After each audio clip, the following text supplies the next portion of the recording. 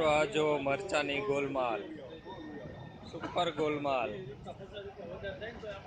આખા મરચા આમાં જાય અને આ લાકડાનો છોલ છે એ સીધો આ ભૂંગળામાંથી થઈ અને આ મશીનમાં આવે.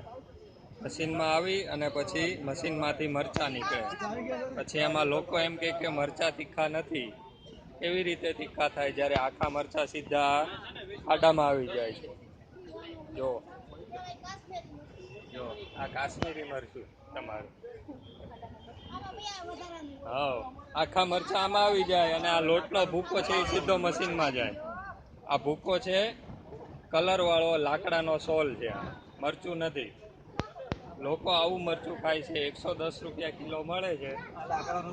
લાકડાનું ભૂસું, મરચું નથી. આ કલર વાળું લાકડાનું ભૂસું છે અને એ સીધું આ પાઇપમાંથી સીધું આ મશીનમાં જાય છે. આ મશીનમાં અને તમે જે મરચા લો ને એ સીધા ખાડામાં આવી જાય છે.